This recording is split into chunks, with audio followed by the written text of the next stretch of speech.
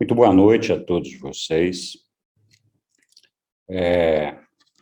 Como nós já falamos, nós estamos estudando o documento 0, que é o documento da introdução do livro de Urântia, que é aquela parte que todos nós entendemos que é mais complicada.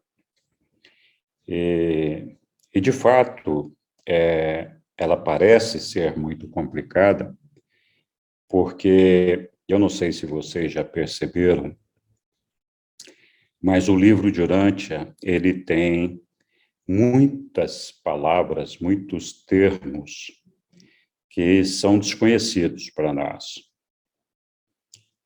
Mas todos esses termos, todas essas palavras que estão mencionados no livro de Urântia, no próprio livro de Urântia, em vários outros documentos, nós encontramos a definição e a explicação de cada um desses termos. Então, a dificuldade que nós temos realmente está limitada por essa compreensão desses termos com os quais nós não estamos familiarizados. Então, para aqueles que estudam o livro de Urântia e que têm apreço pelos ensinamentos, a minha sugestão de leitura do livro de Urântia é que sim, você procure ler, procurando compreender o máximo possível daquilo que você está lendo. Mas não se detenha em estudos infindáveis para tentar compreender um único parágrafo, se você estiver tendo dificuldade de compreender aquele parágrafo. Continue lendo, porque você vai alcançar, em algum momento, a compreensão daquilo que você não pôde compreender no momento anterior. E a gente vai descobrir que o livro de Urântia não é uma leitura, é um estudo para a vida. E cada vez que a gente lê o livro de Urântia, a gente se surpreende ao perceber um ensinamento em um determinado parágrafo que nós não havíamos percebido antes. A verdade é que, quando nós fazemos uma leitura subsequente, a gente acaba compreendendo coisas que antes a gente não compreendia. E esse somatório de entendimentos e de compreensão vai fazendo com que a gente perceba realidades que antes nós ainda não estávamos capacitados para compreender, não incapacitados por uma limitação da nossa mente, ou da nossa capacidade, ou da nossa habilidade, mas simplesmente porque a revelação, ela vai fazendo parte de nós mesmos à medida que nós estamos preparados para recebê-la. E preparados para recebê-la significa, muitas vezes, ter essa habilidade para fazer essas inter-relações, essas conexões que existem entre os diferentes textos do livro de Urântia. Então, eu convido a todos vocês a não ficarem desanimados. Quando a gente começa a estudar o livro de Urântia, a gente deve procurar fazer uma leitura sem muita demora naqueles pontos que a gente não está compreendendo, e vai lendo. Em algum momento, aquelas coisas vão voltar à sua mente. E numa segunda, numa terceira, numa quarta, numa 10ª leitura, a gente vai falando, puxa vida, como que eu não tinha percebido isso antes? É muito mais fácil do que eu estava imaginando. Então, eu convido todos vocês a não desanimarem com as dificuldades iniciais, da dificuldade do livro, dos termos que nós não conhecemos. É sempre importante lembrar que os próprios reveladores, eles se autodeclaram incapacitados de colocar tudo aquilo que eles gostariam dentro do idioma inglês para nos transmitir ideias que muitas vezes o idioma não consegue nos passar. Então, essa dificuldade que todos nós temos, ela é natural. Não se surpreendam com isso e não se sintam diminuídos por não estar compreendendo. A surpresa seria se nós começássemos a ler e não tivéssemos nenhuma dificuldade de ler tudo aquilo que está escrito ali. Então, se isso aconteceu com alguém, eu me rendo aos pés desse alguém, porque realmente é difícil, numa primeira leitura, a gente conseguir ter a compreensão. E também, você pode ter o dicionário do lado, às vezes ele ajuda, mas eu garanto para vocês que o dicionário não resolve. Então, é uma ajuda importante, muitas vezes, mas ele não resolve. Então, nós estamos hoje no módulo avançado, que é o módulo 3. Estamos no capítulo 1, cada módulo tem 7 capítulos, né? Então, estamos iniciando esse módulo avançado. Estamos na aula de número 2. Então, o Neemias, a semana passada, nos brindou aí uma aula a respeito de deidade, divindade, etc. Eu convido a todos vocês, se puderem, rever aquela aula, porque vários dos assuntos que nós vamos tratar hoje foram cobertos lá naquele estudo que o Neemias apresentou para a gente. E, então, hoje nós vamos falar das realidades do universo e das realidades da personalidade. Nós vamos estar tratando dos documentos 0.4 e 0.5. Aqui ficou errado embaixo, eu coloquei 0.45, mas não é 0.5. Então, 0.4 e 0.5. Vamos lá. Eu quero ressaltar aqui o seguinte, às vezes a gente escuta aí, vê o pessoal discutindo nas redes ou nos WhatsApps, então acho importante aqui fazer algumas ressalvas sobre esse estudo que nós vamos mostrar aqui hoje. Então, esse estudo que nós vamos acompanhar hoje, ele é o resultado da minha interpretação pessoal sobre esses ensinamentos. Então, é importante todo mundo saber que eu não sou professor, eu sou um estudante como todo mundo, e eu estou tentando aqui fazer o melhor de mim para poder transmitir para vocês o meu entendimento desses documentos, né? Muitas vezes o pessoal fala, mas quem é professor? Não, eu não sou professor e acho que nenhum de nós é professor, não existe um curso para ser professor. Mas a gente, estudando, consegue ajudar os nossos colegas de estudo a dar uma clareada na mente, né? E esse é o propósito aqui. Então, eu recomendo que todo mundo leia, estude o livro de Urante, para que cada um alcance a sua própria interpretação sobre os temas que estão discutidos aqui nesse estudo de hoje e outros. Também é importante saber que não existe nenhuma interpretação oficial ou professores sobre os temas contidos no livro de Urante. Todas as interpretações, e por interpretações, a gente pode colocar todas as apresentações que são feitas, não importa por quem ela esteja sendo feita, elas sempre são uma interpretação pessoal e podem, ou não, estar próximas da verdade que a revelação do livro tenta nos transmitir. Assim como podem, ou não, se aproximar de um consenso maior entre os estudantes quanto ao entendimento daquele texto que a gente está lendo. Então, existem muitos textos no livro de Urântia que dependem de um desenvolvimento pessoal para que a gente possa chegar numa conclusão. E existem muitos temas que não têm um consenso comum, aí, um consenso de todos os estudantes a respeito do entendimento de algumas coisas. Então, a gente, no dia a dia, vive muito dessas situações. E é bom que isso seja assim.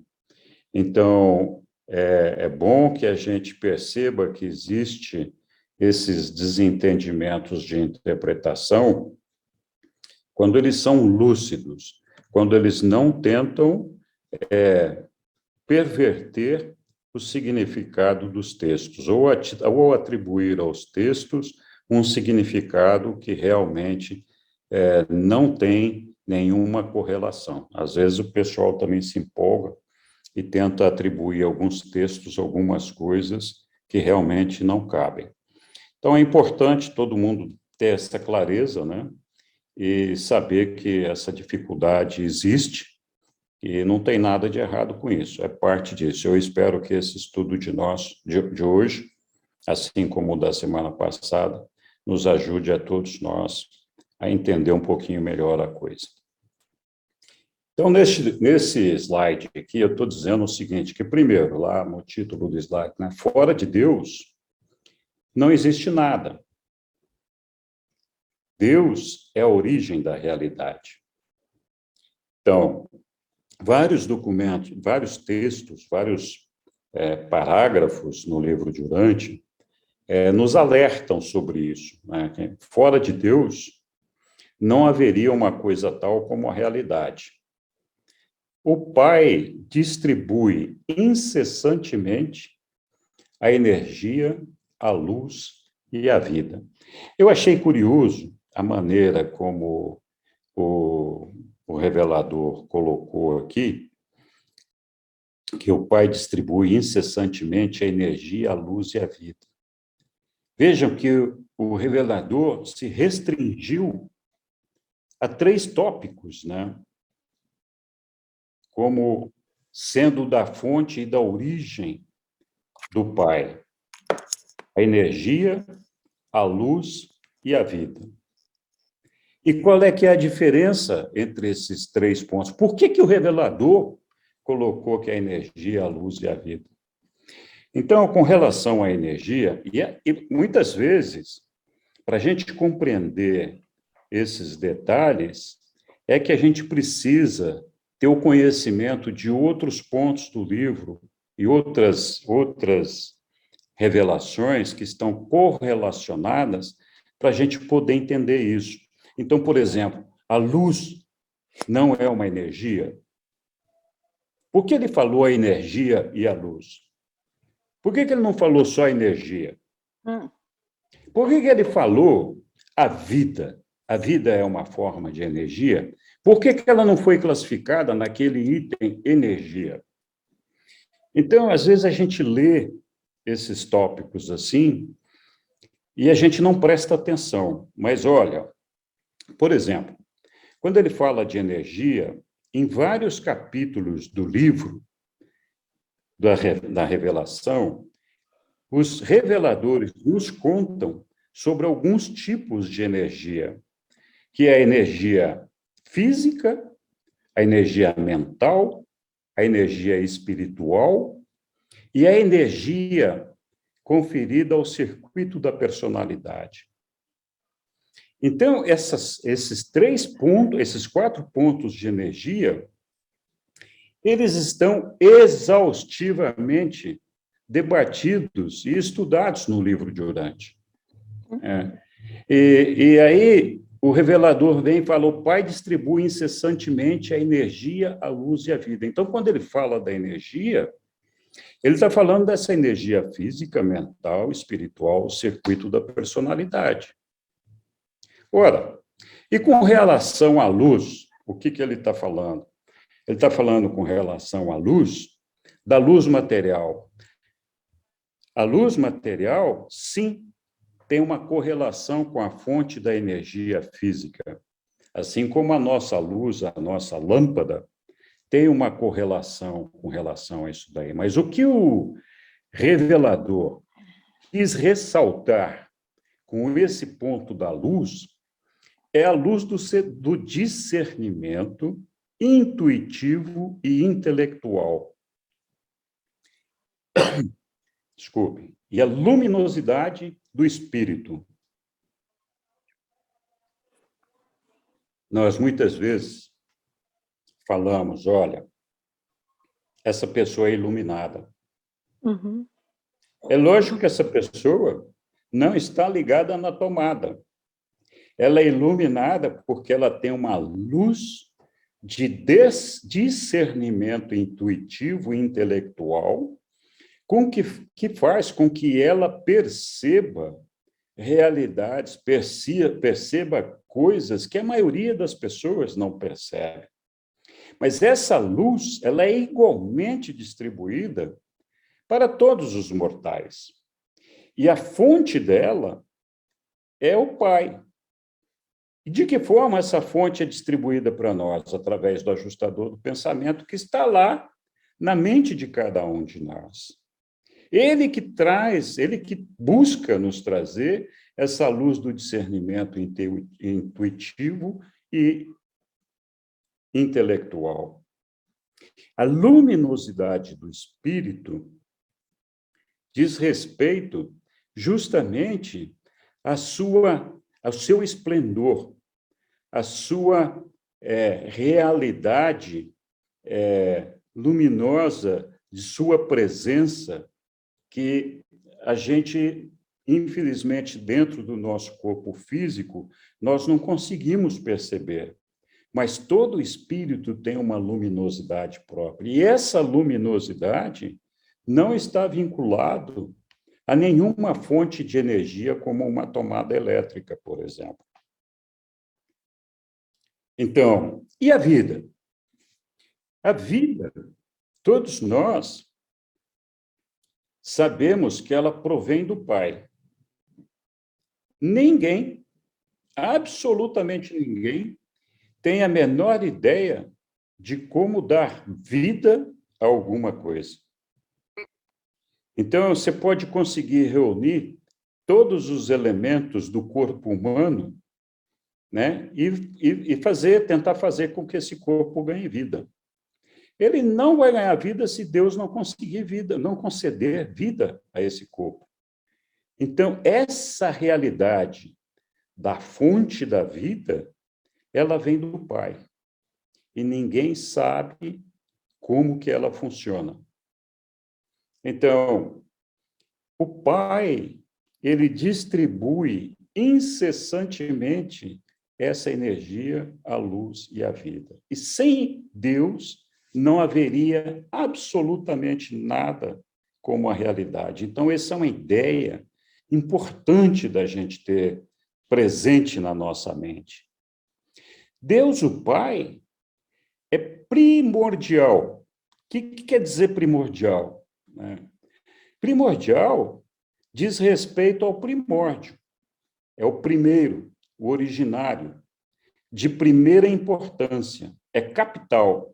Ou seja, Deus, o Pai, é primordial em relação à realidade total, inqualificavelmente. Nós não conseguimos definir ou atribuir uma qualidade ou atribuir uma definição para essa capacidade primordial do Pai, essa fonte inesgotável da realidade total.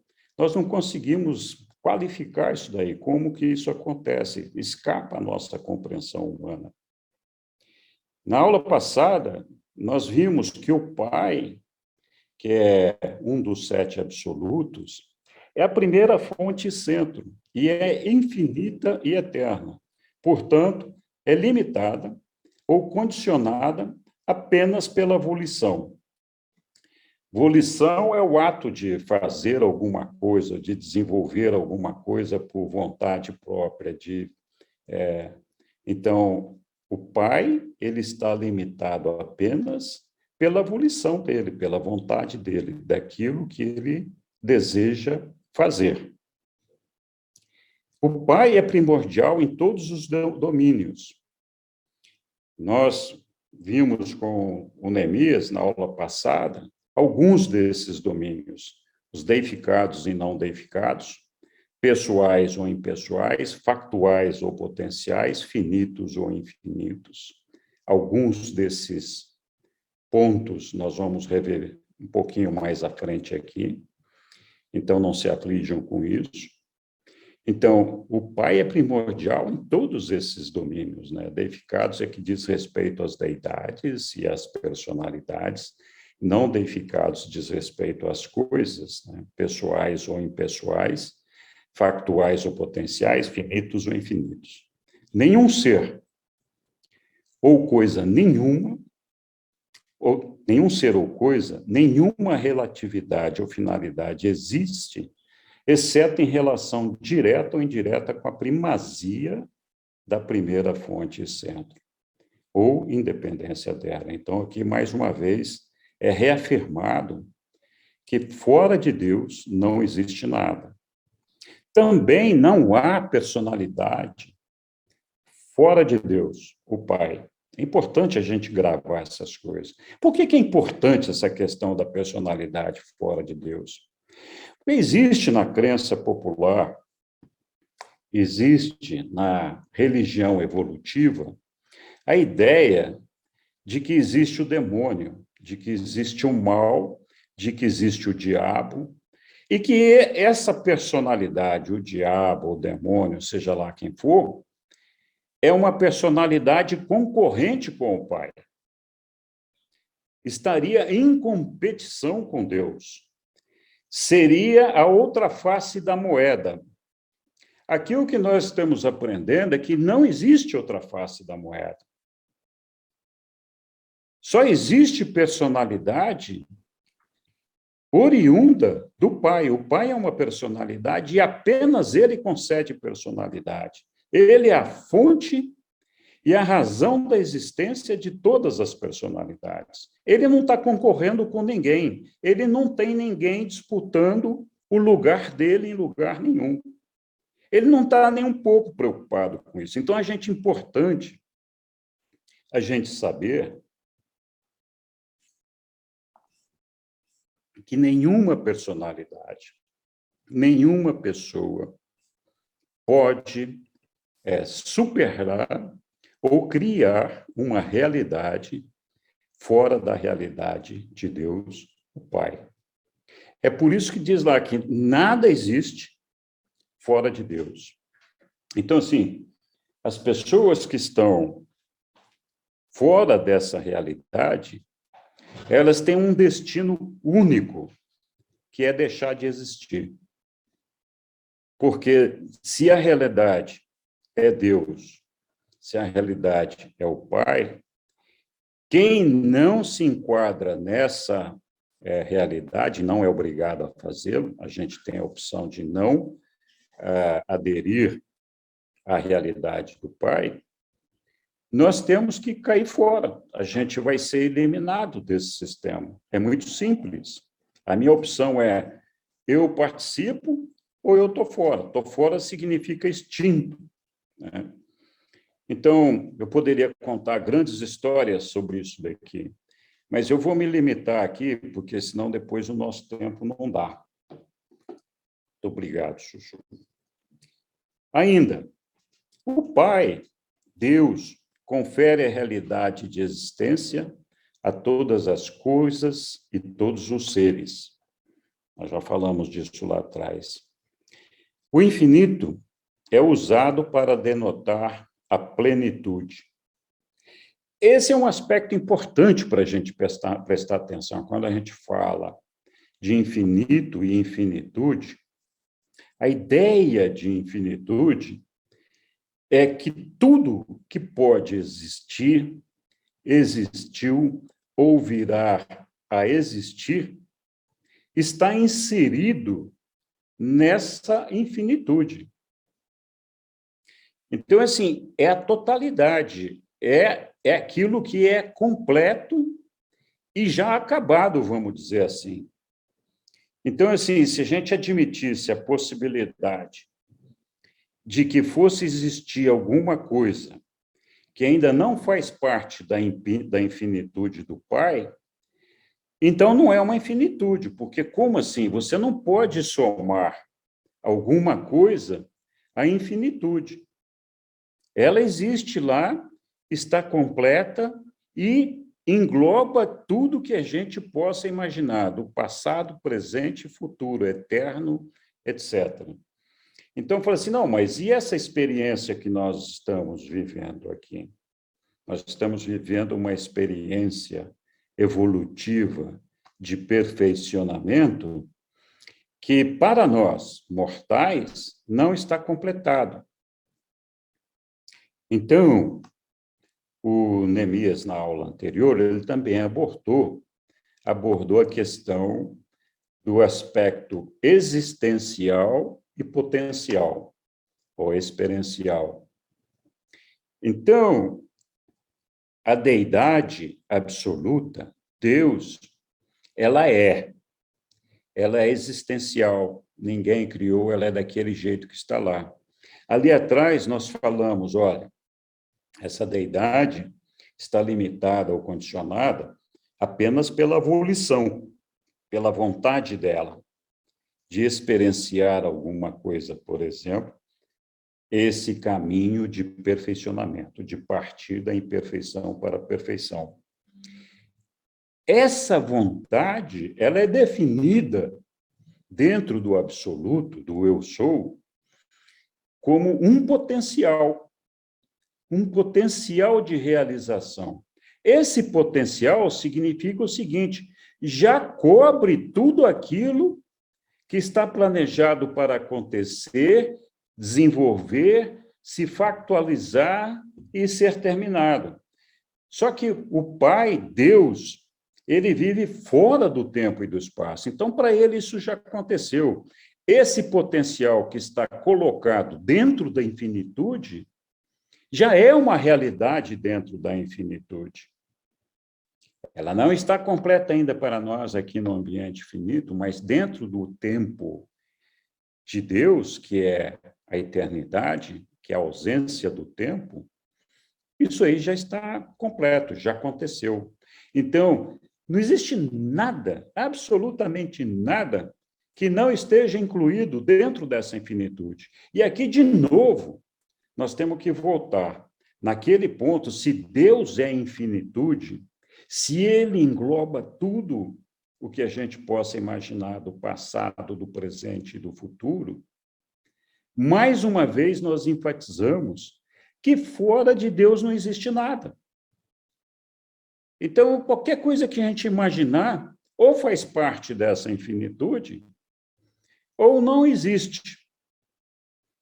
Tem muita coisa que a gente tem que desenvolver em cima disso, porque uma das coisas que a gente precisa notar é que Deus é perfeito. Então, se Deus é perfeito, essa infinitude, que é o próprio Deus, não pode ter imperfeição. Ora, se ela não pode ter imperfeição, como é que nós fazemos parte desse negócio? Então, nós temos que aprender a nos fazer essas perguntas. Então, é por isso que os reveladores nos contam que o mal não existe.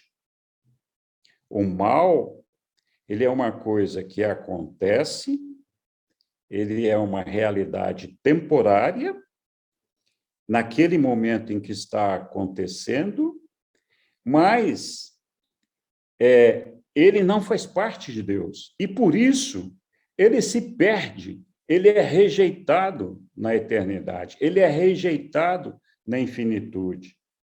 Então, Deus pode conviver com essa escolha equivocada feita por um mortal num ambiente temporal. Opa! Então, assim, o ambiente de Deus, eu falei agora há pouco, é um ambiente absoluto, onde ali não existe o tempo. não existe o espaço. Ora, para fazer essa experiência que nós estamos vivendo aqui, a gente tem que imaginar assim, o Pai construiu uma bolha, como que alguma coisa que estivesse completamente isolada dele, mas, na verdade, não está isolada dele, enquanto está evoluindo da imperfeição para a perfeição. O nosso destino, a nossa meta de destino é chegar à perfeição. E só quando nós chegarmos à perfeição é que nós podemos almejar efetivamente ter um vislumbre de poder participar da realidade absoluta de Deus. Então, essa bolha que está formada para viver essa experiência que nós estamos vivendo, ela não é real do ponto de vista absoluto.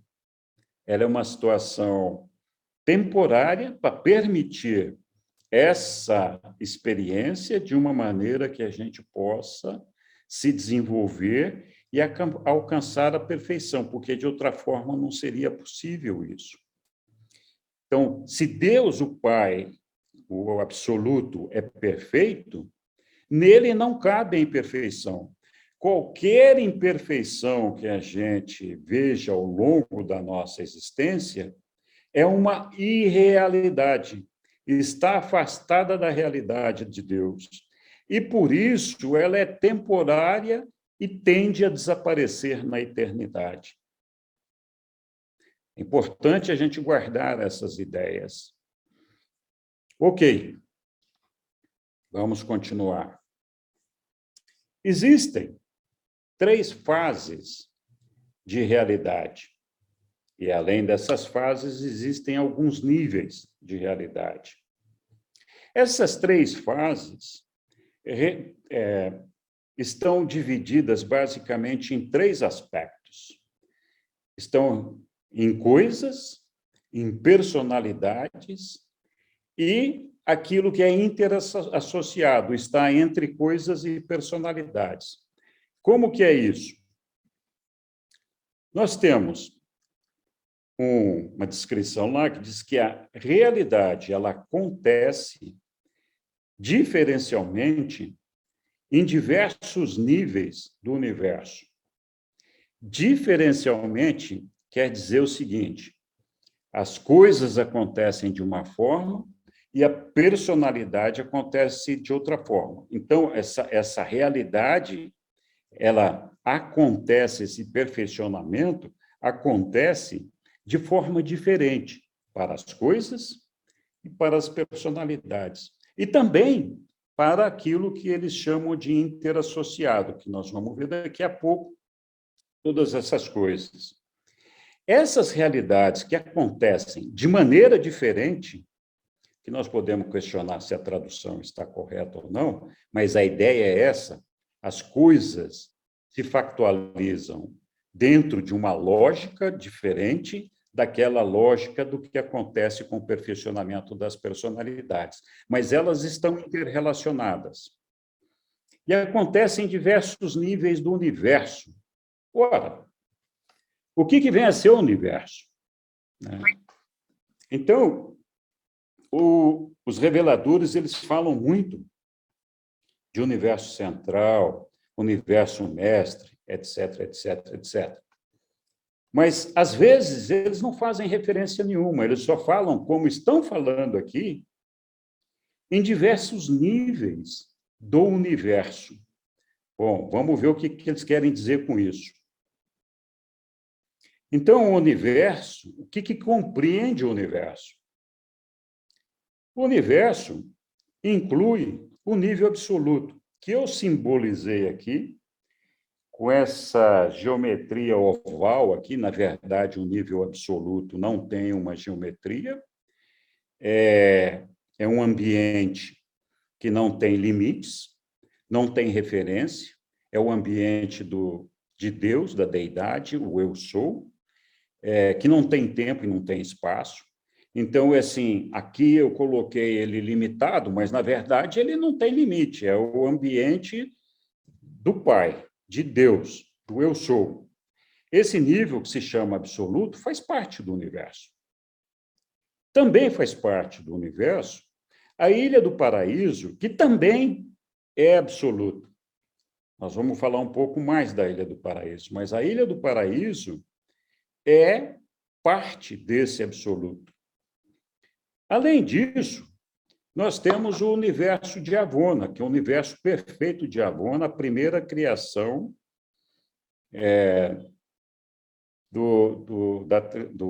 das deidades do paraíso, né, junto com o Espírito Infinito, quando surgiu o Espírito Infinito, que foi a criação do universo perfeito, eterno, de Avona.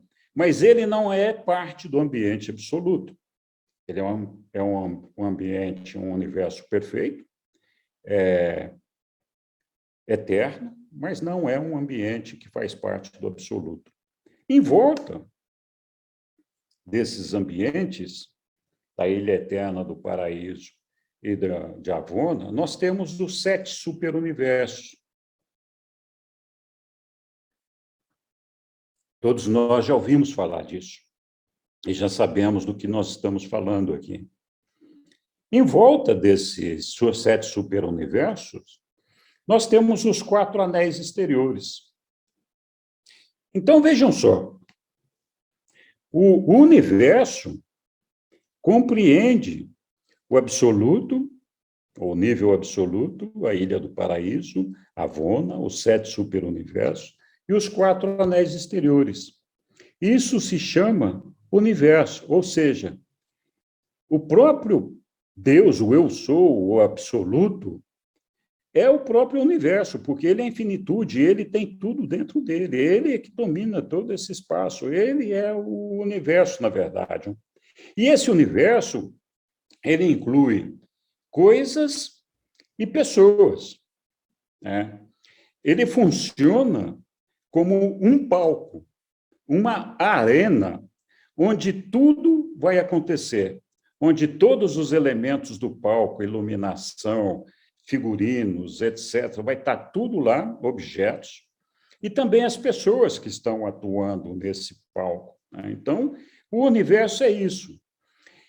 Aquelas personalidades ou coisas que podem transitar livremente em qualquer desses ambientes, então, por exemplo, no ambiente absoluto, nos espaços exteriores, nos 7 superuniversos, em Avona, etc., aquilo que tem trânsito, ou podem vir a transitar em todos esses ambientes, a gente chama de universal. E a gente vai ver esse tema muitas vezes no livro de Urantia. Então, universal é aquilo que pode transitar ou se acomodar ou se adaptar em todos esses níveis. Então, o Pai, com certeza, é um ser universal, né? Bom, aí a gente tem dificuldade de conseguir entender essa coisa do universo, porque nós fazemos muita confusão com a questão do espaço. O espaço, muitos de nós entendemos como sendo uma superfície ou um recipiente, uma gaveta, uma caixa onde você coloca coisas dentro. Na verdade, o que os reveladores aqui chamam de espaço é isso, ó.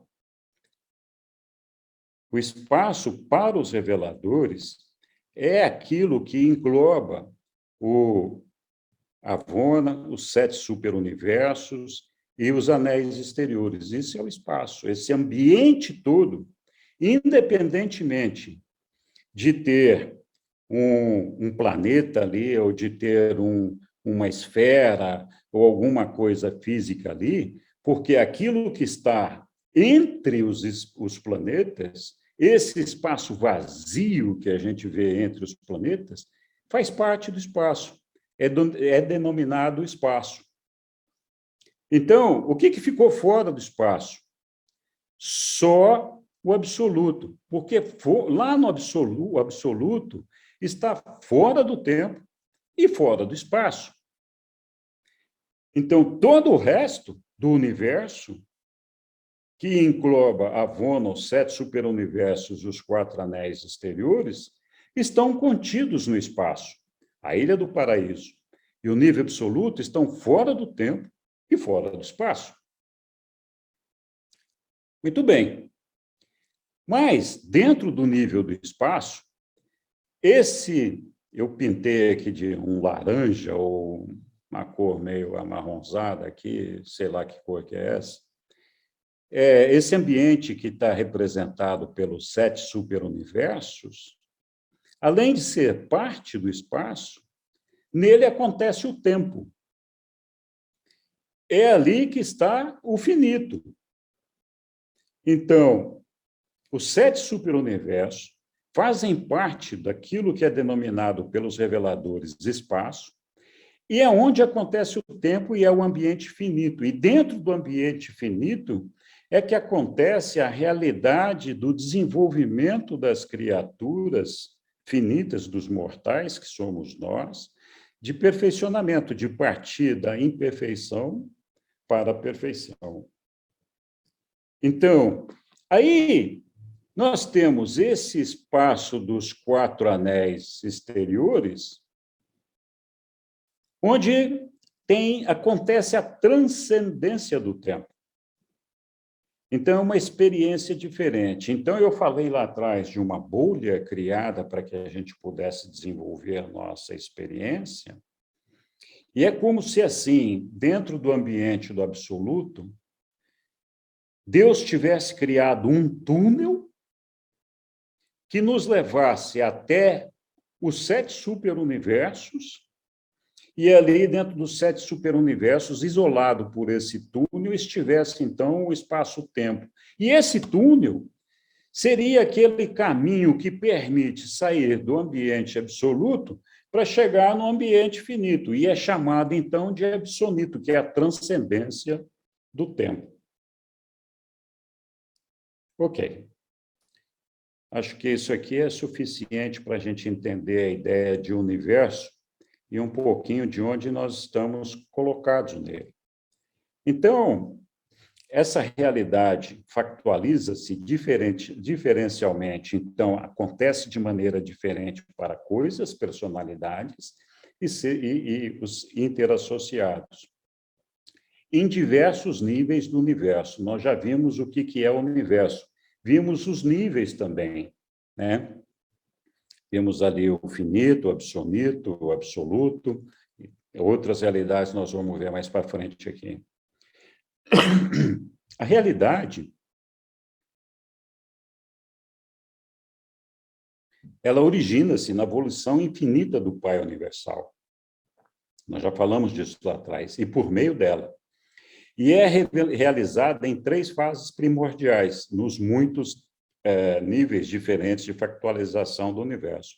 Então, nós temos a realidade não deificada, aqui eu simplifiquei um pouco o texto para a gente, que compreende todas as coisas, exceto as personalidades, em todos os níveis, chegando mesmo à presença do absoluto inqualificável. Então, nós temos uma realidade que é chamada não deificada, e que compreende, basicamente, todas as coisas. A gente pode complicar, se quiser, aqui, falando de um monte de outras coisas que podem entrar aqui, mas, para simplificar o nosso entendimento, é isso aí.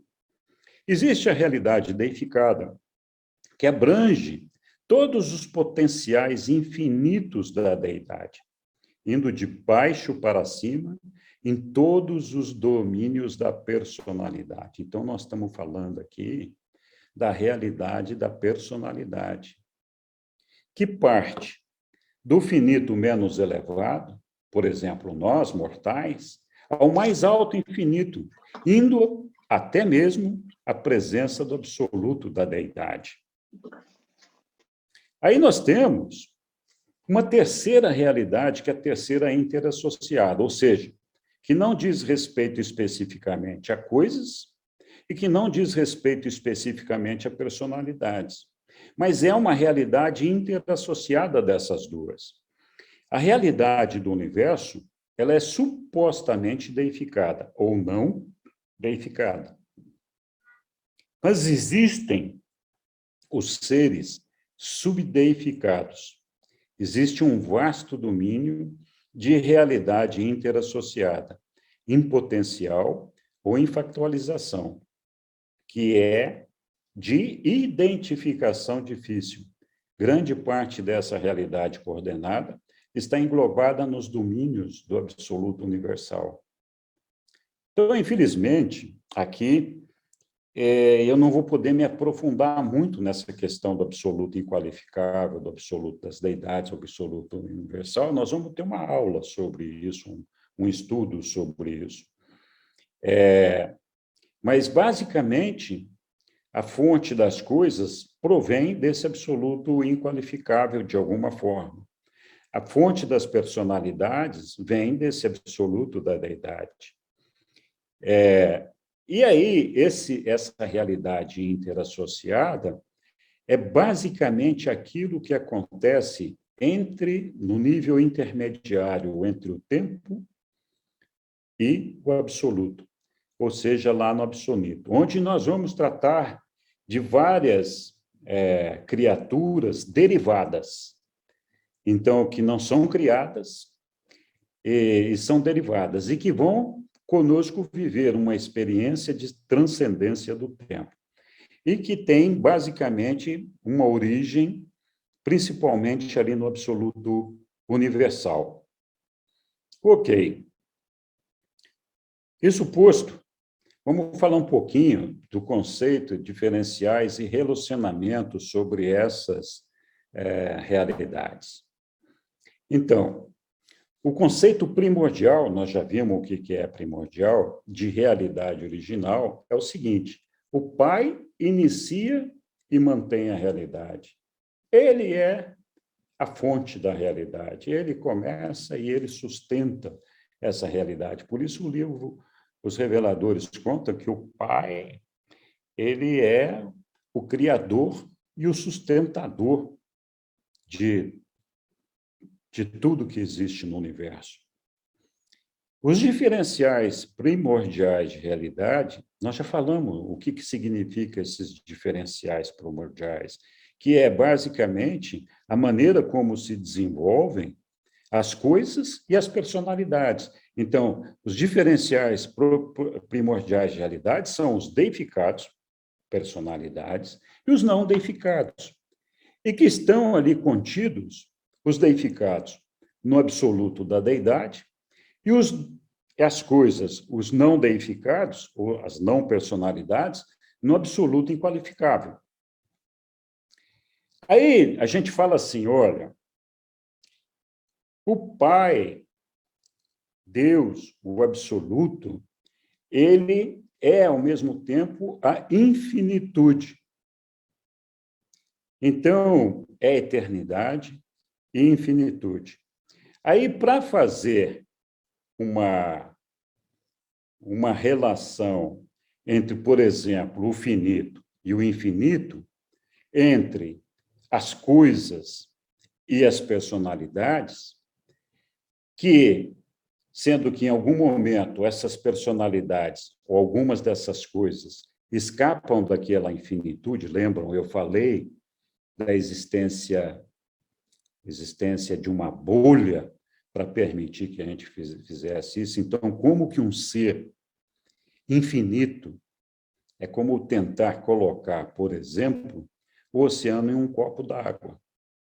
Como que o Pai, como que as deidades infinitas e inqualificáveis podem, de alguma forma, participar de um ambiente finito? Então, essa relação de coisas e personalidades, de infinitude e finitude, cria uma tensão que tem que ser administrada de outra forma. E essa tensão, ela se resolve através do absoluto universal, que funcionaria como uma estação distribuidora de energia. Vamos dizer que o pai fosse Itaipu, a nossa usina de Itaipu, hidrelétrica, e tem que chegar energia aqui na minha casa. Ora, em algum lugar, no meio do caminho, existe uma estação de distribuição e de amenização da potência da energia elétrica que é emanada naquela usina de Itaipu, para que a energia chegue aqui na minha casa, que é um ambiente pequenininho, finito, de forma equilibrada, de forma dosada, sem que essa energia, cuja fonte é Itaipu, deixe de se conectar com a minha casa. Ela está conectada e participando aqui. Então, essa fonte, essa usina, essa estação de distribuição da energia e de redução da potência e tudo mais, e equilíbrio da potência, seria, assim, fazendo um paralelo, o absoluto universal. Ok, seguimos adiante. Quando nós olhamos para as realidades em vista do tempo e do espaço, elas podem ser divididas da seguinte forma. Nós temos que lembrar sempre que o livro de Urântia, os reveladores, nos contam que a realidade ela é sempre relativa. Por quê? Ora, se nós estamos evoluindo num processo partindo da imperfeição para a perfeição, em cada corte que nós fizermos desse processo evolutivo, nós vamos encontrar uma realidade que se sobrepõe às realidades anteriores e vamos ficar aquém daquelas realidades futuras. Lá no futuro é a perfeição. Aqui nós ainda estamos caminhando para a perfeição. É por isso que a realidade é sempre relativa. Ela é relativa com relação ao todo e também relativa para cada um de nós mesmos. Coisas que nós tínhamos como uma realidade quando a gente tinha 15 anos, podem não ser realidades para nós hoje, numa outra idade. Assim como aquilo que nós entendemos como realidade hoje pode ser diferente em algum momento no futuro. Desculpem. Ok, então essas realidades, em vista do tempo e do espaço, e nós já falamos ali atrás, né, dessa questão do tempo e do espaço e do universo, vamos lá, elas podem ser divididas em factual e potencial. As realidades que existem na plenitude de expressão contrastam com as que têm uma capacidade desconhecida de crescimento. Então, por exemplo, o Filho Eterno é uma realidade espiritual absoluta. Então, ele é a segunda pessoa da Trindade, e ele se factualizou justamente no momento, esse momento não existe, é uma maneira da gente falar, no momento em que o Pai se converteu no Pai do Filho Eterno. Na verdade, como já foi explicado antes, esse momento não existiu, é só uma figura para a gente poder compreender isso, mas naquele momento em que, teoricamente, o Pai se transformou no Filho Eterno, o Filho Eterno é uma realidade espiritual absoluta que se factualizou ali naquele momento, aconteceu. Por outro lado, o homem mortal é uma realidade que é uma potencialidade espiritual ainda não realizada. Nós estamos partindo do imperfeito para o perfeito. E nós vamos, então, desenvolver um crescimento de perfeicionamento e de potencialidade espiritual que não foi realizado ainda.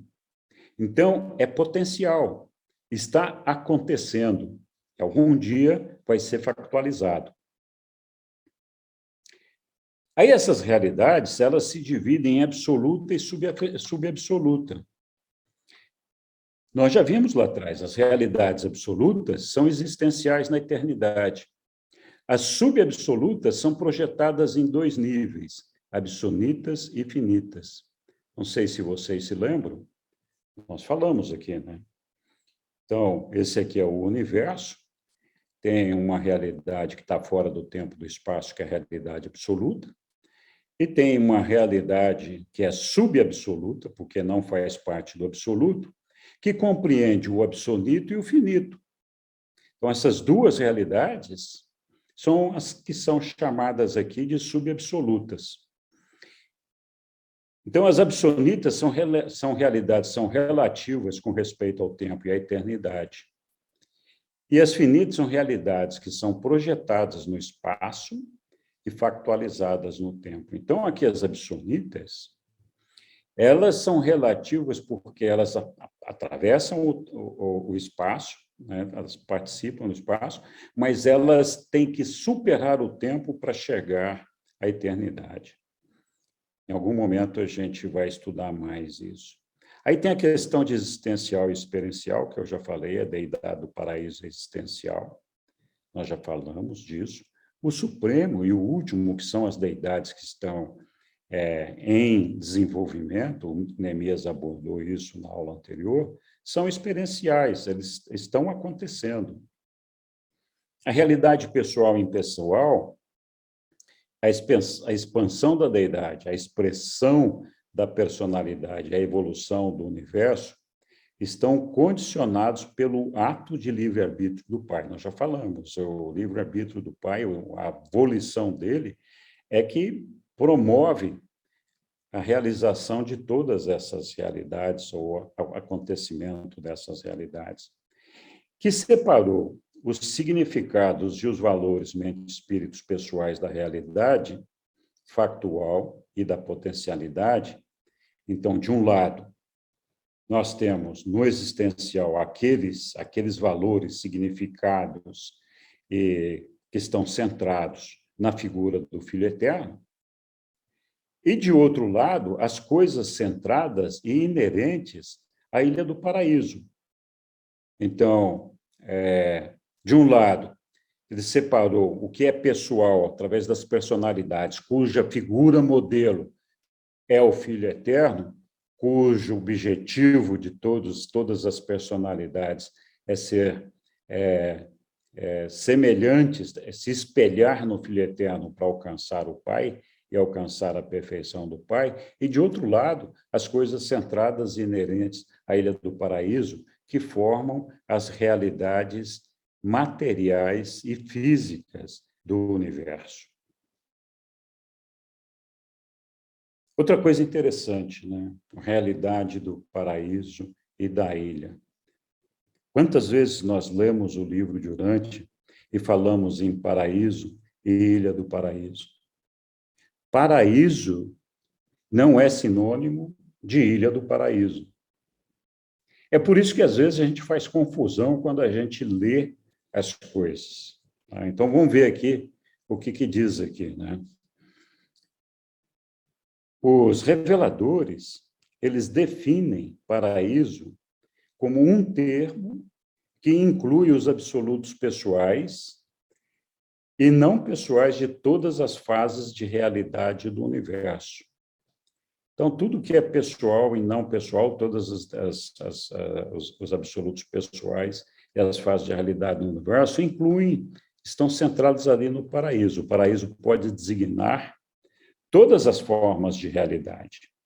Então, o paraíso inclui as deidades, divindade, personalidade, energia espiritual, mental ou material. Tudo que diz respeito, por exemplo, ao absoluto das deidades, está no paraíso, é o paraíso. Todas compartilham o paraíso como seu lugar de origem, função e destino, com respeito aos valores, aos significados e à existência factual. E aí, olha só, a Ilha do Paraíso é o absoluto do controle da gravidade material, da primeira fonte e centro. Não tem movimento. Então, aqui, a gente não pode falar isso, mas seria como... É uma coisa, né? A Ilha do Paraíso Se pudéssemos atribuir alguma analogia, a gente diria que é um planeta, não é esfera, porque não tem formato de esfera, né? Não tem movimento, é estacionária. Tem uma localização no universo, eu mostrei lá naquele modelo de universo que eu fiz, ela tem uma localização no universo, mas nenhuma posição no espaço. Por quê? Ela não é parte do espaço. Não sei se vocês se lembram, quando eu fiz aquele campo verde, designando o que era espaço naquele desenho que eu fiz lá atrás, a Ilha do Paraíso ficou de fora. Ela tem uma localização no universo, porque ela está centrada ali naquilo que nós chamamos de espaço, mas ela não faz parte do espaço. É a fonte factual dos universos físicos. Então, tudo que é físico, ela é a fonte factual. Passados, presentes e futuros. Ela é um derivativo da deidade. Mas não é uma deidade. Então, quando a gente fala que o paraíso é uma deidade, nós estamos falando do paraíso naquela conotação que inclui os absolutos pessoais. Quando nós falamos da ilha do paraíso, ela não é uma deidade, ela é um derivativo da deidade, mas não é uma deidade. Nem as criações materiais são uma parte das deidades, ou da deidade, elas são uma consequência. Não sei quantas vezes cada um de nós leu Ilha do Paraíso e Paraíso. Quem imaginar essa diferença? Então, é aí que mora o perigo dos detalhes, a gente tem que prestar atenção. O paraíso não é um criador, é um controlador único de diversas atividades no universo. Controla muito mais do que reage.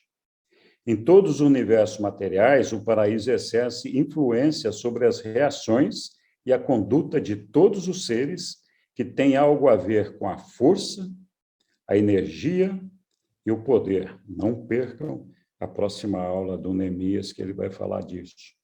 Mas o paraíso em si mesmo é único, exclusivo e isolado dos universos. Já tinha falado disso lá atrás. O paraíso não representa nada e nada representa o paraíso. Não é uma força nem uma presença. É tão somente o paraíso. Ok. Diversidade qualitativa. A personalidade é um nível de realidade deificada e varia partindo do nível mortal intermediário de atividade mental mais elevada, de adoração e sabedoria, passando pelos níveis moronciais e espirituais, e indo até a realização do estágio de finalidade da personalidade.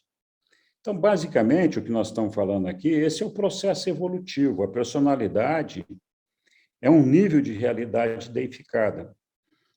O deificado sempre pressupõe a existência da personalidade, partindo desde o nível mortal, que nós nos encontramos, passando pelos níveis moronciais e espirituais, e chegando ao status de finalidade, que é o corpo de finalitores, que é o nosso destino, o destino de perfeccionamento de todos os mortais. Então, essa é a nossa carreira de ascensão evolucionária da personalidade da criatura mortal, né? E das criaturas semelhantes ou mortais. Aí eles falam que aqui existem numerosas outras ordens de personalidades no universo, que nós não vamos abordar agora, algumas delas nós vamos estudar nas próximas aulas. Mas existem outras que sequer são citadas no livro de Urântia. A realidade está sujeita à expansão universal. Então, a realidade está sujeita ao crescimento do universo, à expansão universal. Então, nós vimos lá que os universos também, na forma material, eles têm que alcançar a suposta perfeição, que seria alcançar o equilíbrio e a sua completude. O nosso universo local, por exemplo, de Nébodon, ele ainda está em formação, ele tem um potencial para 10 milhões de planetas habitados, E na época que o livro foi publicado, tinha 3 milhões e alguma coisa de planetas habitados. Então, faltavam ainda cerca de 7 milhões ou 6 milhões e meio de planetas para serem conformados. E aí, quando esse universo, essas coisas todas, né, todas as coisas que compõem o universo, alcançarem o seu equilíbrio, a sua expansão, a sua totalidade, esse universo, as coisas, terão alcançado a sua perfeição, o seu equilíbrio. Então, essa é uma realidade quantitativa, que a gente pode prever até onde vai chegar, e está limitada essa expansão. Ela não vai crescer além daquele limite que foi desenhado pelo Criador. Entretanto, a personalidade, que é a diversificação infinita, que somos nós, né? Nós damos uma condição de qualidade a essa diversificação. Então, essas duas coisas somadas, elas têm uma coordenação quase ilimitada com a deidade e uma estabilização eterna. Então, o campo das coisas, o campo da realidade das coisas, ele é limitado.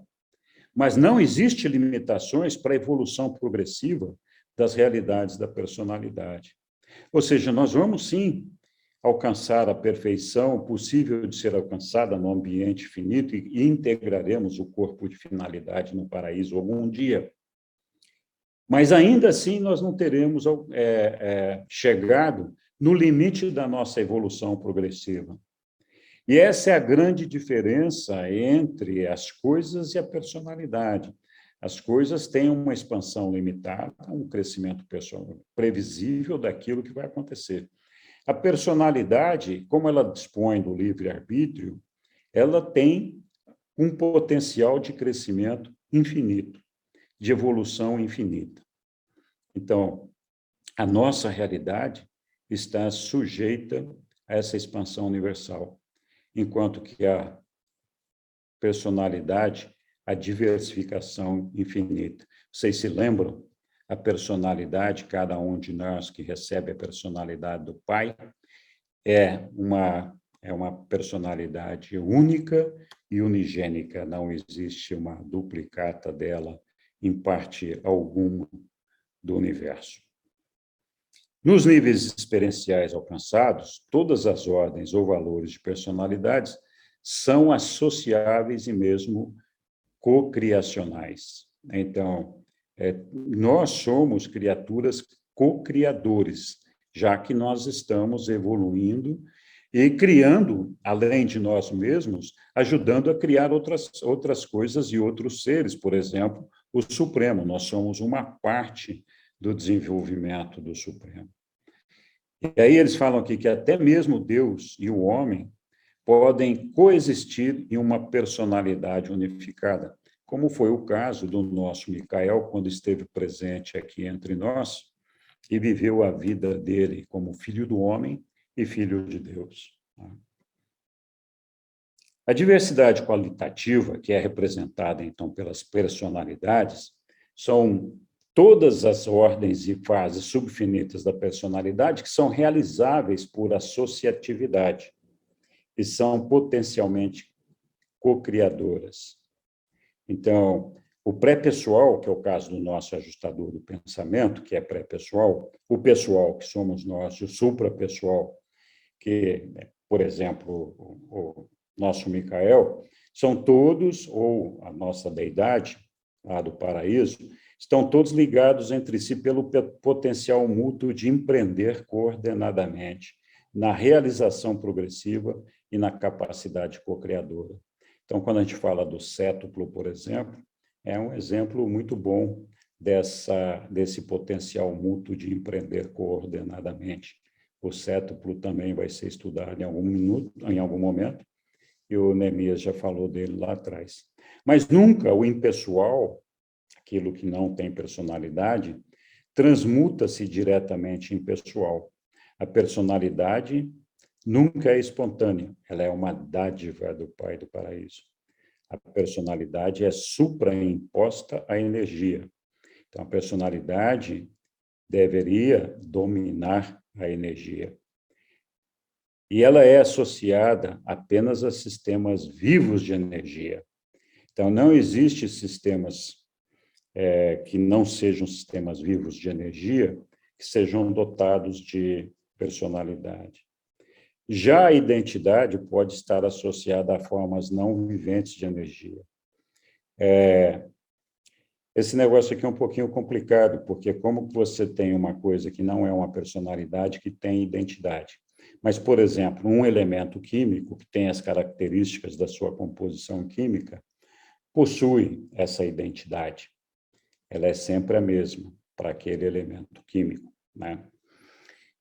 Então, a identidade pode estar associada a formas não viventes de energia.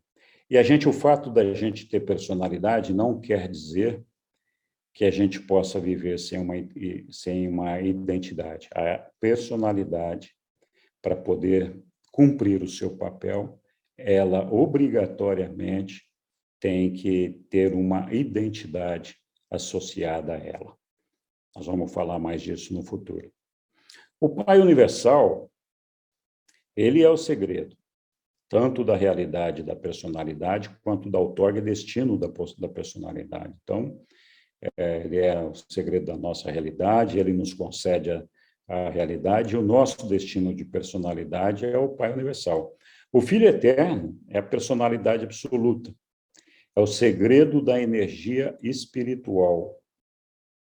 Então, Pai, personalidade, Filho, energia espiritual, dos espíritos monanciais e dos espíritos perfeccionados. O agente conjunto é a personalidade mente-espírito, a fonte da inteligência. Então, agente conjunto, mente, pai, personalidade, filho, espírito, agente conjunto, mente, da razão da mente universal. A Ilha do Paraíso, porém, é não pessoal e extra-espiritual, sendo a essência do corpo universal, fonte e centro da matéria física e arquétipo mestre absoluto da realidade material universal. A unidade Pai, Filho, Espírito Infinito ou agente conjunto e Ilha do Paraíso se dá, ou seja, eles são unos no absoluto das deidades. Então, lá está centrado no absoluto das deidades a personalidade, a energia espiritual, a energia mental e a energia física. Por que eu estou falando isso? Então, aqui nós vamos ver a composição de um ser mortal. Eu usei esse símbolo aqui, essa expressão gráfica, para mostrar que nós temos energias separadas, diferentes, e que o nosso propósito é de unificar essas energias, esses elementos.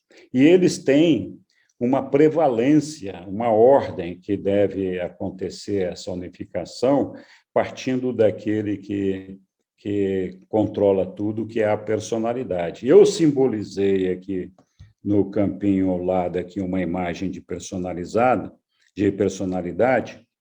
que seria também esse último anel aqui da base desse desenho, mas não existe um desenho, uma figura de personalidade no livro, a gente não faz nem ideia de como ela é. Então, isso aqui é só um símbolo, assim como esses anéis que eu coloquei aqui. Então, a personalidade do homem mortal não é o corpo dela, não é o corpo do homem, nem a mente, nem o espírito. E também não é a alma. A personalidade é a única realidade invariável em meio a uma experiência constante e mutável da criatura. E ela unifica todos os outros fatores associados da individualidade. Lembra, eu falei, a personalidade tem que ter uma identidade associada a ela, a identidade é essa individualidade. A personalidade é o único dom que o Pai confere às energias vivas e associadas de matéria, mente e espírito, e que sobrevive junto com a sobrevivência da alma monancial. Então, isso é a personalidade. Nós temos o nosso corpo físico, que não demanda muitas explicações. O corpo físico é o organismo material ou físico do homem, um mecanismo eletroquímico vivo de natureza e origem animal. E nós temos a mente. A mente é a nossa energia mental. Então, a nossa mente, ela tem uma composição que cabe uma explicação aqui. Nós temos o nosso cérebro, que é de origem material, e temos uma mente que provém da ministra divina, que é, vamos dizer, uma espécie de software provido pela ministra divina, que roda nesse intelecto material. Então, essa combinação dessas coisas nós chamamos mente, que é o mecanismo de pensar, perceber e sentir do organismo humano. A experiência total, consciente e inconsciente. A inteligência associada à vida emocional, buscando, por meio da adoração e da sabedoria, alcançar o nível acima do espírito. Então, a nossa mente, na verdade, ela funciona como um palco, como uma arena, onde tudo acontece. Todas as nossas emoções, todo o nosso processamento intelectual, nossa mente, o trânsito espiritual, tudo passa pela nossa mente. Ali é que está focado tudo o que nós temos de experiência, de processamento dessa experiência que a gente vai, então, processando nessa mente aí. E essa mente é que deveria, então, controlar a nossa energia física e ser coordenada ou controlada não, mas coordenada pela nossa energia espiritual, que é a energia espiritual que provém do nosso ajustador do pensamento. Então, isso é o ser humano, né? Personalidade, corpo, mente e espírito. O que vem a ser o espírito? O espírito divino que reside na mente do homem, ajustador do pensamento, que é o espírito imortal, pré-pessoal, não é uma personalidade, e busca transformar-se em uma parte da personalidade. Então, o que o ajustador de pensamento almeja é conquistar a nossa personalidade através da fusão conosco. Então, como acontece essa fusão? À medida que nós vamos alcançando a nossa unidade onde a personalidade unifica o corpo, a energia física, a energia mental e o espírito, isso significa fazer a vontade do Pai, a gente, então, o ajustador do pensamento, vai construindo a nossa alma moroncial juntamente com a nossa mente. Então, o propósito dessa unificação, que é cumprir a vontade do Pai, que nos permite construir a alma moroncial, que é um elemento construído pelo nosso ajustador do pensamento com o consentimento da nossa mente. E aí, vejam que não é uma casualidade os nossos 3 círculos concêntricos que definem o Espírito Infinito, o Filho Eterno e o Pai Universal, lembram personalidade ao Pai, corpo, energia física, que seria a Ilha do Paraíso, a mente é o Espírito Infinito, e o Espírito, no nosso caso, representado pelo ajustador do pensamento, e mais tarde a energia, a influência espiritual do Filho Eterno. Então, quando a gente leva para o absoluto das deidades, que eu falei no slide anterior, nós vemos lá personalidade, energia mental, energia espiritual, energia física. Alguém disse certa vez que nós somos feitos à imagem e à semelhança de Deus. E, de fato, nós somos, com a diferença que Deus é perfeito e nós somos imperfeitos e estamos caminhando para a perfeição. Mas os elementos que estão presentes no absoluto das deidades são os mesmos elementos que compõem o ser mortal.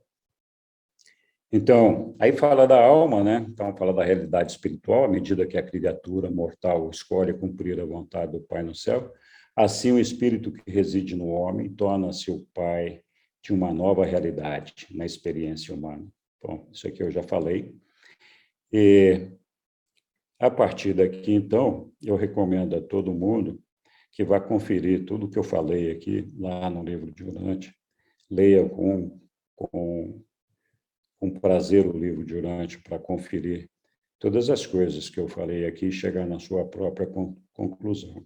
Muito obrigado, Jesus, por permitir que todos nós tenhamos tido esse momento de reflexão para esses ensinamentos do livro de Urante. É isso aí, pessoal.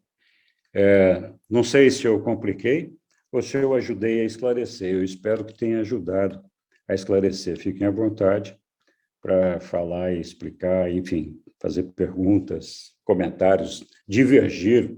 É permitido divergir também. Maravilhoso. Parabéns. Gostei muito. Oi, Sandal. Obrigado. Oi, teve uma parte que Sim. foi falado daquele com vida e que não tem vida. Esse que fala não tem vida seria morto? Energia morta? Não? Não poderia expressar assim? Não necessariamente, porque é lógico, o que está morto está sem vida, né? Mas o que dá vida às coisas é uma energia que nós não conhecemos, é uma fonte que vem, tem um microfone aberto fazendo bastante barulho, eu não sei qual é, mas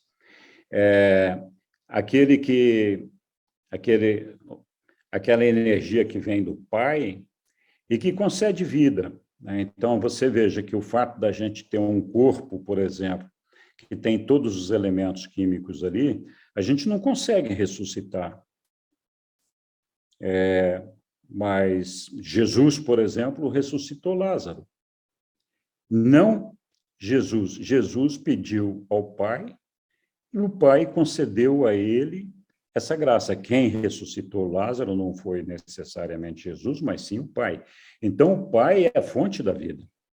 É uma energia que nós podemos fazer o que nós quisermos, enquanto aqui no nosso meio científico, ou seja lá o que for, nós nunca vamos conseguir dar vida a um animal. Assim, a gente pode reproduzir, mas nós não conseguimos dar vida. Então, a vida é uma coisa que uma coisa que é oriunda do Pai e só Ele consegue dar vida a qualquer coisa.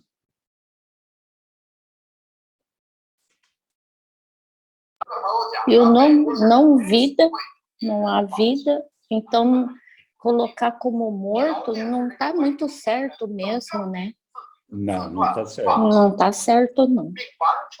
Entendi. Entendi. Obrigada. De nada. Obrigada pela apresentação, muito bom. Obrigado. Outras perguntas. Não fale todo mundo de uma vez, vamos fazer fila, porque senão eu fico confuso. Vamos lá.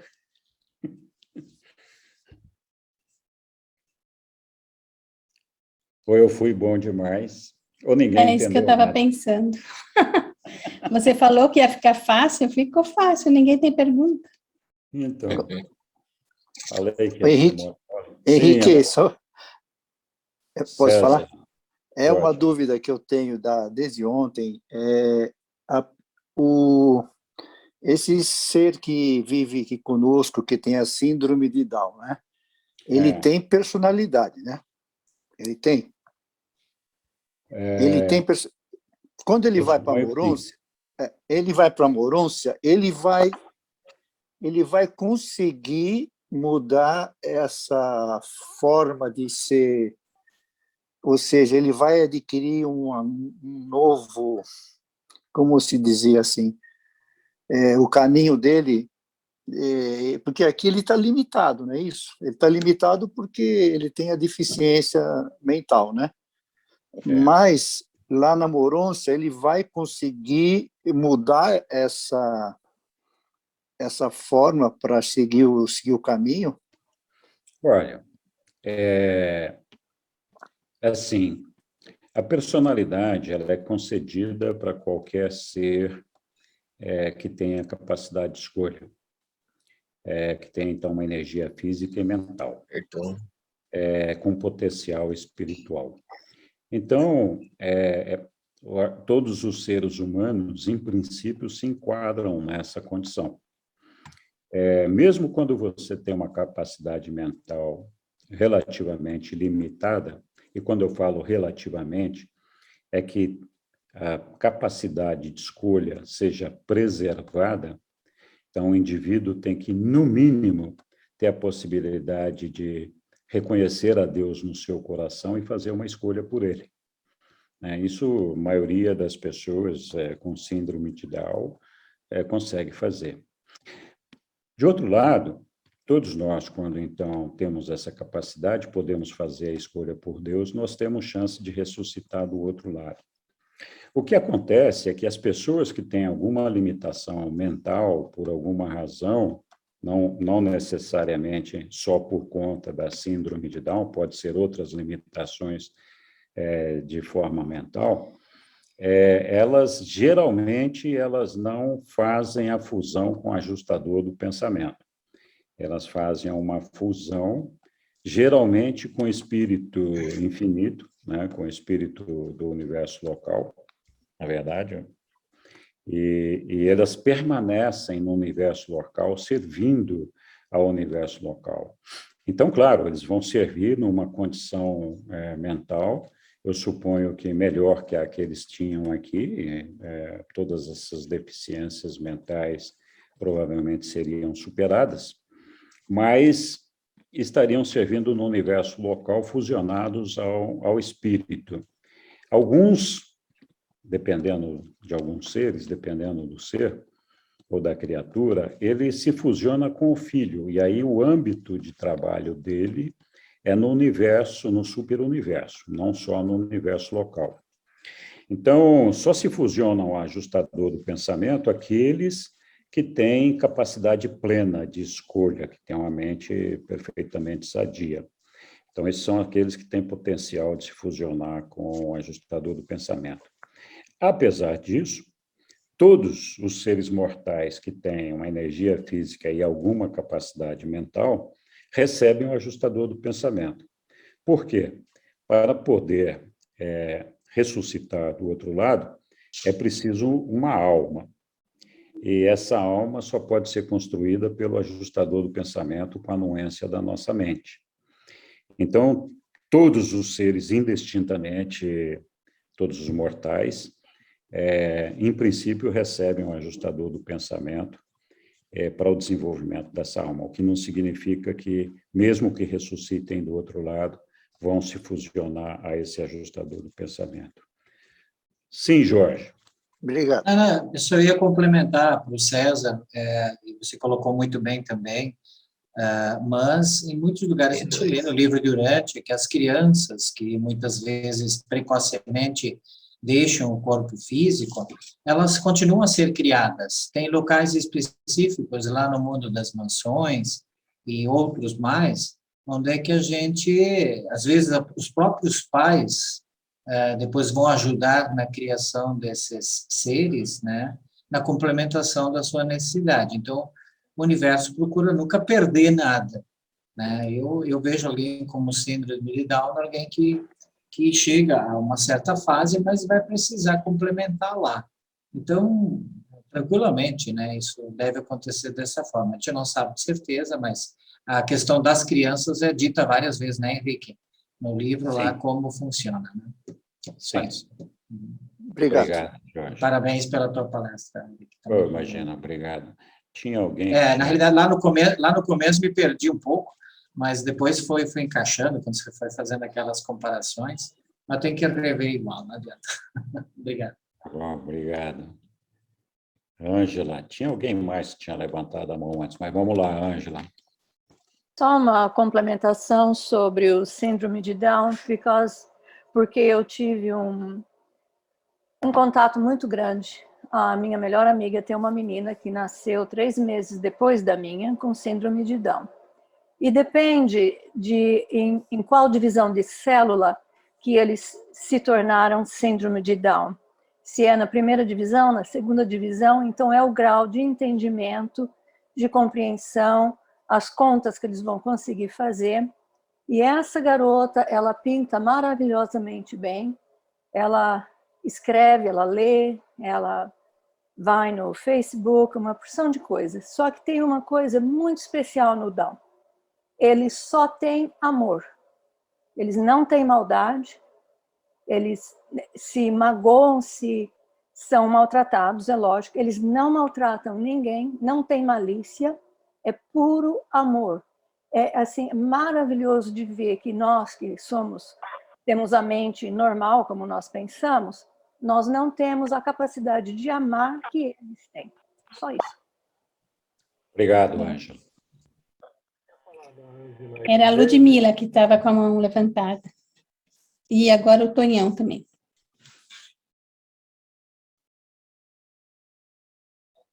Então tá, então Ludmila e depois Tonhão.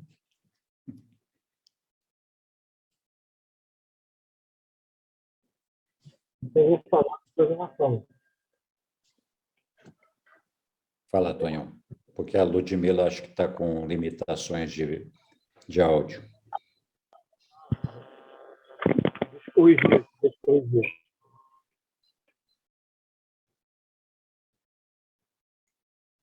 Bom.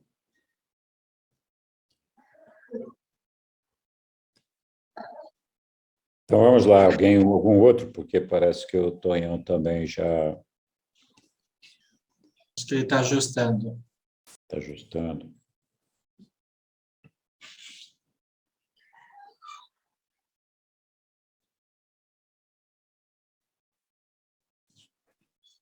Consegue falar, Tonhão? Não, acho que Não. Também não está conseguindo. tá bom. Quando puder, avisa. Tá bom. Boa noite. Boa noite. Obrigado, Henrique. Opa, e aí, Portela? Muito como vai? obrigado. Pessoas como o Henrique e o irmão Neemias fazem o livro de Urântia parecer fácil. Muito obrigado. Obrigado a você, Portela, pelo carinho, pelo incentivo. Eu fico feliz que eu possa, de alguma forma, ajudar. E espero que minhas interpretações não estejam equivocadas. Vamos lá. Imagina. Oi, Henrique. Oi, Lilian. Parabéns. Obrigado, Lilian. Muito boa aula. Então, muitas vezes a gente, e o livro mesmo fala, né, que Deus criou tudo, todas as coisas, né? Uhum. E daí sempre vem aquela, mas então Deus criou o mal. Sempre vem aquela fala, né? E é muito comum, assim. Então a gente pode pensar assim que Deus permite, posso dizer que Deus permite o mal, né?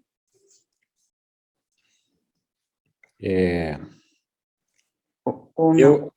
Eu acho que o mal não é uma realidade. Ele é uma coisa que pode acontecer, mas quando o mal acontece, ele se perde na eternidade, ele não faz parte de Deus. Quando nós falamos do mal, é importante separar aquilo que é mal de malvadeza, de desejo de produzir o mal, daquele mal que é resultado das nossas escolhas erradas por ignorância, né? Então, todos nós, sendo imperfeitos, na nossa escala evolutiva, todos nós cada decisão que nós tomamos errada, ou cada coisa que nós fazemos errada, resulta no mal. Mas não significa malvadeza. Então, vale a nossa intenção. Na verdade, o que nós estamos falando é de uma dualidade que é inerente ao nosso processo de desenvolvimento. Se nós não tivéssemos a opção de fazer a escolha, nós provavelmente teríamos sido feitos perfeitos. Então, muitas vezes, no nosso dia a dia, nós não nos damos conta, mas a gente está produzindo o mal.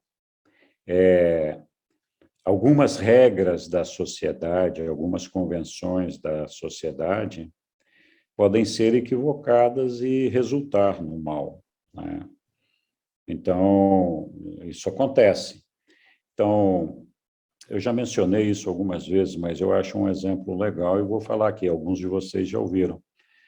Quando a gente solta fogos de artifício para celebrar, comemorar uma festa, por exemplo, a gente acha legal, acha que isso é normal e que está tudo bem. Mas a gente não percebe que esses fogos de artifício, eles acordam bebês, mexem com a mente de pessoas que precisam descansar ou que têm limitações mentais, mexem com os animais, mexem com a natureza. Então, a gente fala assim, bom, os incomodados que se mudem, né? E muitas vezes o incomodado não pode se mudar. Então, nós estamos produzindo o mal, mas nós não temos a intenção de produzir o mal. Da mesma forma, diariamente, nós fazemos coisas que para nós são rotineiras e que nós achamos que está tudo certo, mas, na verdade, em algum momento, em luz e vida, isso não vai acontecer mais. A gente vai se dar conta de que aquilo que a gente está fazendo ali não está certo. Então, nesse sentido, o mal que não é malvadeza, ele faz parte da nossa dualidade, e o Pai não vai impedir que nós sejamos ressuscitados do outro lado por essa ignorância. Mas quando a gente faz o mal deliberadamente, com a intenção de provocar o mal, esse ser que provoca o mal deliberadamente, o futuro dele é a extinção. Então, a extinção significa deixar de fazer parte da realidade de Deus e, portanto, não é uma realidade. É uma coisa temporária que vai desaparecer. E a gente fala, não, mas a gente sofre com isso. Sim, a gente sofre, mas é como diria Jesus lá, que diz, ó, que importa se você se acabar, se o mundo colapsar, se tudo entrar em colapso, se você chegar a Deus no paraíso e viver para a eternidade. Então, esse momento que nós estamos vivendo aqui é um momento provisório, temporário. E Deus enxerga isso dessa forma, né? Então, dizer que Deus criou o mal é um pouquinho de falta de entendimento dos propósitos de Deus com relação a gente. Mas tudo bem, leva um tempo para a gente assimilar essa ideia. Olá, Hélio, sua vez. Eu não sei se eu respondi a ele, né? Espero que sim. Sim, obrigada. E Olá, depois... Bom, pode falar. Ah, tá. Não só um comentário, assim, sobre os fogos, né? Porque, né, a gente, na ignorância, os homens, né, fazem isso, mas a gente já está um passo, porque aqui em Curitiba, o prefeito pede para a gente soltar fogos sem barulho, né? Já está pedindo para soltar os fogos, sem, quer dizer, não é um avanço. Já estamos avançando, a nossa consciência já está melhorando. Existe uma legislação para isso. Mas pede, né? Olá, Hélio.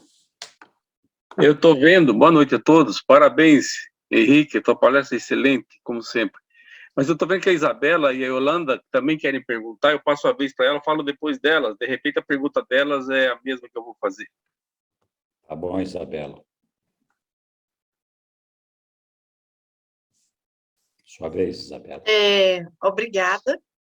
Obrigado. Hélio. Eu estou perdida na realidade. Primeiramente, eu quero agradecer o amor que você tem pela obra de Deus e o compromisso que você tem, você, o Neemias, todos. Eu até não sei os nomes, mas graças a todos, né, e você aqui presente, agora, neste momento, eu quero honrar o trabalho de todos vocês, porque graças a vocês a minha alma bebe e come. Obrigada e parabéns pelo trabalho lindo que vocês vêm fazendo, rádio, escola, porque em 2012, 2013, eu não tinha nada disso, nada. E hoje eu tenho uma abundância de alimento, eu tenho um banquete, graças ao compromisso de vocês com a obra de Deus.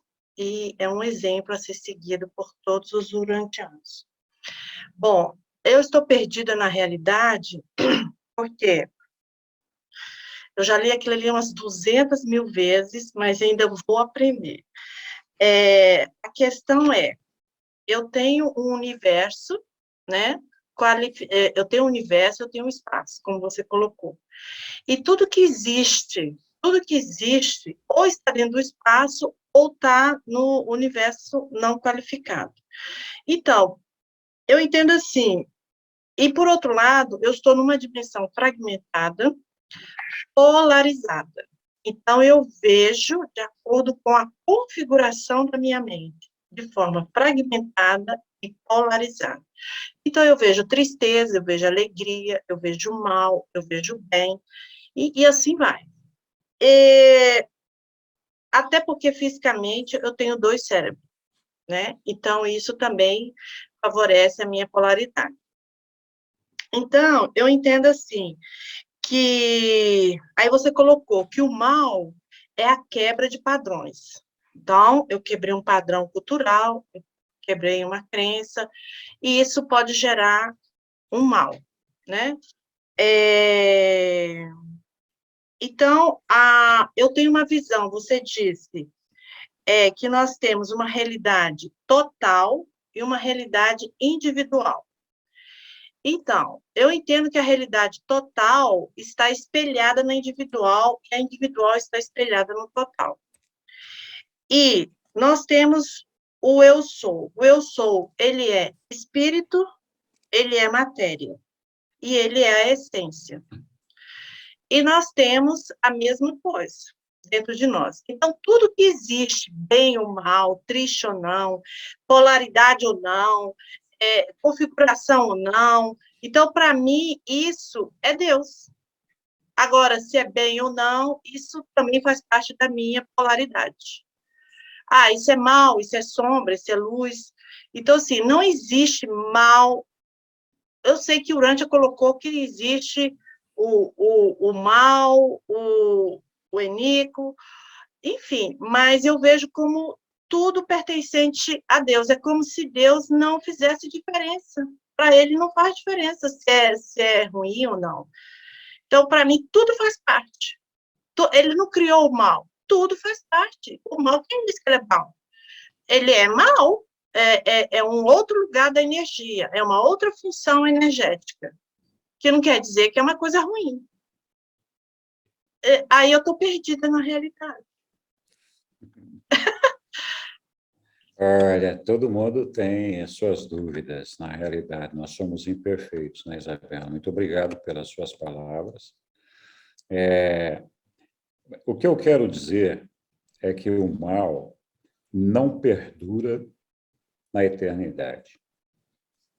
Então, assim, tudo aquilo que acontece que está errado, ou se conserta e fica perfeito, ou deixa de existir. Então, assim, o simples fato de não perdurar, e quando a gente fala perdurar, a gente está falando da eternidade, significa que não faz parte da realidade de Deus, é excluído da realidade de Deus. Então, pode acontecer, em algum momento, no tempo e no espaço, e o pai consegue conviver com isso, ele não se mistura a isso, ele não é afetado pelo mal, mas tudo aquilo que é errado, é imperfeito, é mal, não sobrevive. Algum dia desaparece. Então, na eternidade, que é o ambiente do absoluto, o mal não existe. Ele é perfeito. Por isso que eu coloquei aquele carimbão lá naquele slide, Deus é perfeito, para a gente não se esquecer disso. Então, a perfeição, ela acontece em algum momento, e não tem nada de errado com isso, exceto pelo fato de que ela não vai perdurar. Essa imperfeição, ela é possível apenas como uma ferramenta que propicia o nosso perfeccionamento, mas não como uma realidade de eternidade do nosso Pai, né? Então, eu entendo o que você está falando, mas acho que nós, como seres limitados que somos pela finitude nossa, nós temos dificuldade de separar isso daí.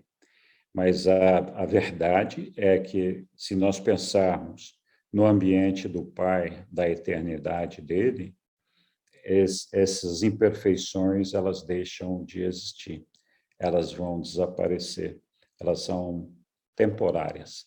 Digamos que são uma ferramenta só para permitir que a gente possa viver essa experiência, que não precisa acontecer. Elas acontecem justamente porque nós somos imperfeitos, mas elas vão ser eliminadas. Então, Isabela, essa dúvida sua, essa dificuldade, acho que é de todos nós, mas muito obrigado pelas suas palavras. Yolanda...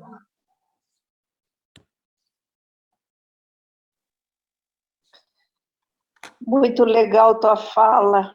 Realmente, como diz a Isabela, a gente tem sede, né?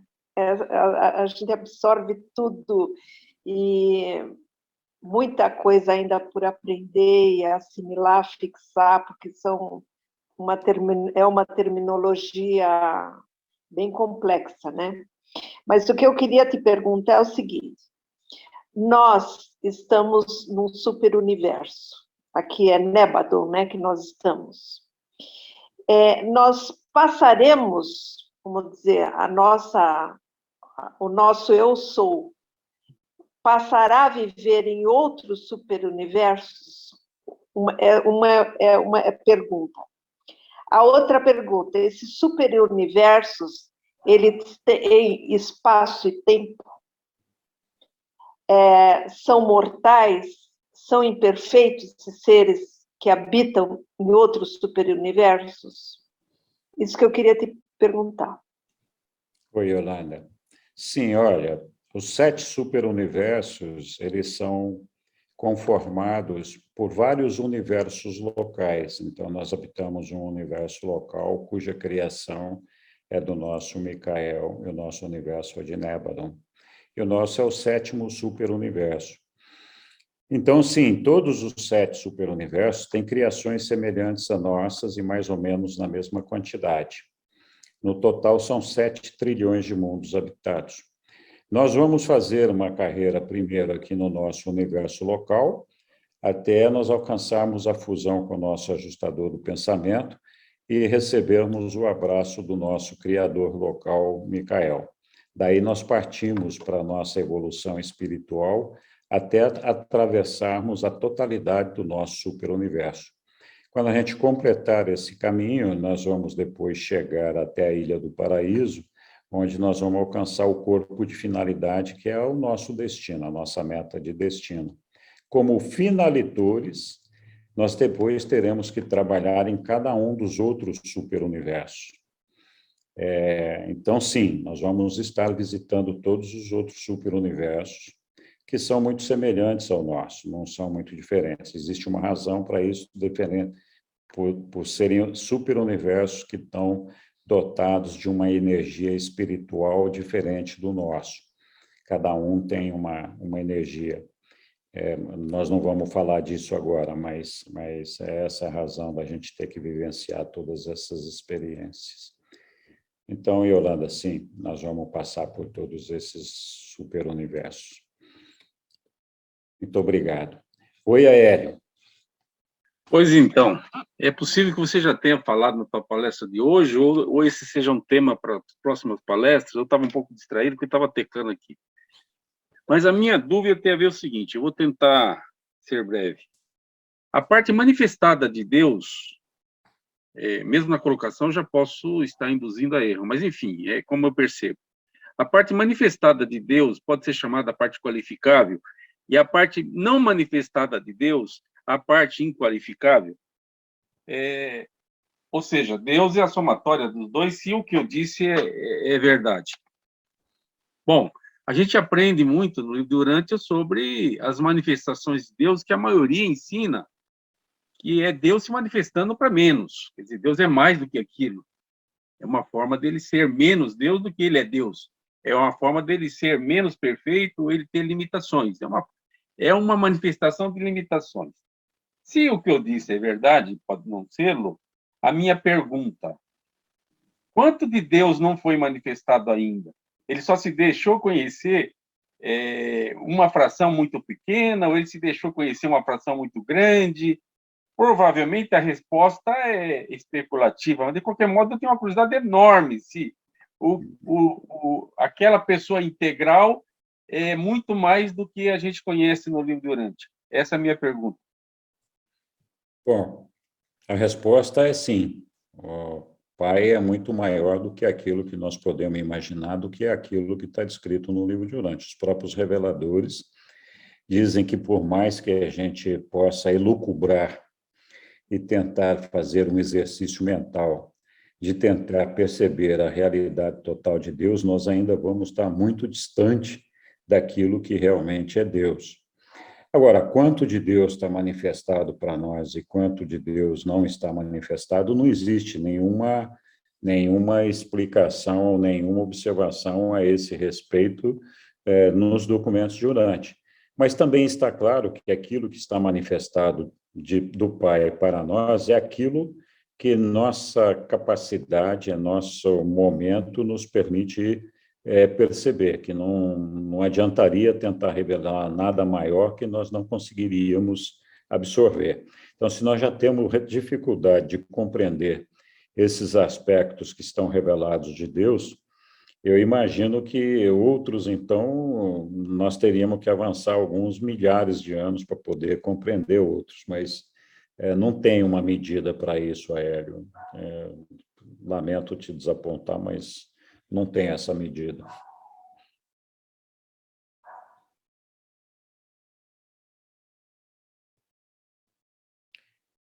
Muito bem, pessoal.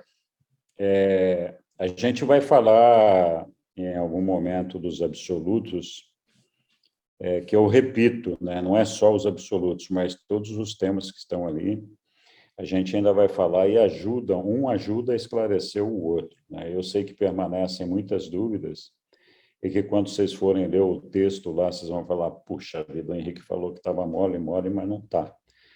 Porque quando você fala lá absoluto inqualificável, você não sabe o que é absoluto das deidades, você também não sabe por que está lá, né? Absoluto universal, energia, potência, poder, não sei o quê, a gente fica perdido com essas coisas aí. Então, à medida que a gente vai desvendando esse palavrório e associando as ideias, as coisas vão ficando mais claras na nossa cabeça. Mas leva muito tempo para a gente conseguir formar uma ideia. Mas eu acho que o que nós discutimos hoje já é o suficiente para a compreensão de inúmeras coisas que provavelmente a maioria de nós não conseguia compreender. Então, eu agradeço a todos pela presença, pela participação aqui no estudo.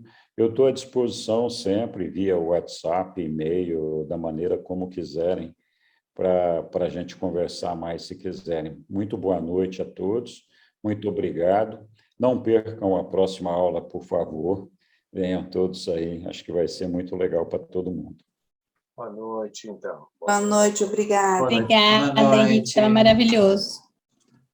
Tchau, pessoal, até a próxima. Boa noite, Tchau, pessoal, boa noite.